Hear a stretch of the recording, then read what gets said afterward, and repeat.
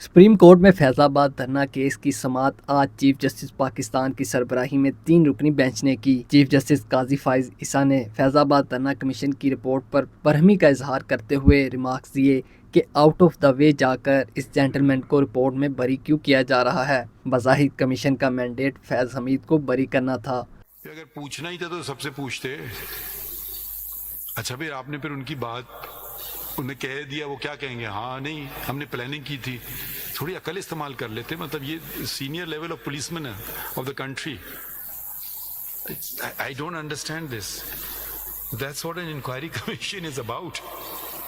Attorney general Mansoor Awan کا کہنا تھا کہ کمیشن کو فریم ورک کی سفارشات کا کہا تھا مگر وہ نہیں دی گئیں۔ The laws already promulgated are electronic transaction ordinance. یہ کیا ہمیں سکھا رہے ہیں کہ لا ہے پروملگیٹڈ؟ بھائی کوئی ریکمنڈیشن تو دے دینا وہ تو پلیز۔ ختم ہو گیا تھا سر۔ At present the main law for cyber security in the country is Prevention of Electronic Crime Act, meant to prevent and detect offences related to. So this is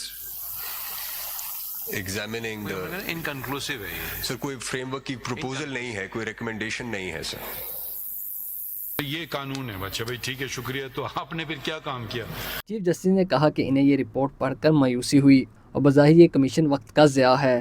justice قاضی فائز عیسیٰ کا کہنا تھا فیض آباد دھرنا فیصلے پر عمل درآمد کر لیا جاتا تو 9 مئی کے واقعات نہ ہوتے۔ کتنا خوبصورت اتفاق تھا، سب نے نظر ثانی کی درخواستیں واپس لے لیں۔ جسٹس نعیم اختر افغان نے کہا بلوچستان میں امپورٹر ایکسپورٹر کے شناختی کارڈ ISI کے کہنے پر بلاک کیے گئے، یہاں وہ کہہ رہے ہیں کہ ان کا یہ مینڈیٹ ہی نہیں۔ بلوچستان ہائی کورٹ میں ایسے کیس ہمارے سامنے آئے ہیں جس میں نادرا کے شناختی کارڈ بلاک ہوئے امپورٹر ایکسپورٹرز کے، اور وہ اس بنیاد پہ بلاک ہوئے کہ جی ISI نے رپورٹ دی ہے کہ یہ ٹیرر فنانسنگ میں انوالوڈ ہیں، مختلف کنٹری سے ٹرانزیکشن ہو رہی ہیں، لہٰذا ان کی CNIC بلاک کر دیں۔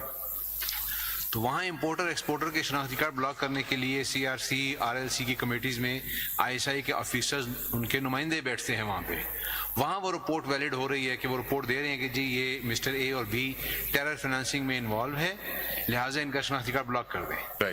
اور وہ اسٹیٹ بینک تک بھی ٹرانزیکشن رک جاتی ہے امپورٹ ایکسپورٹ کی، افغان ٹرانزٹ ٹریڈ بھی افیکٹ ہو جاتا ہے اور شناختی کارڈ بلاک بھی ہو جاتا ہے، اور وہ ہائی کورٹ کی ریٹ جوڈیشن کو انووک کرتے ہیں، سیکٹری سے ہوتے ہوئے آتے ہیں۔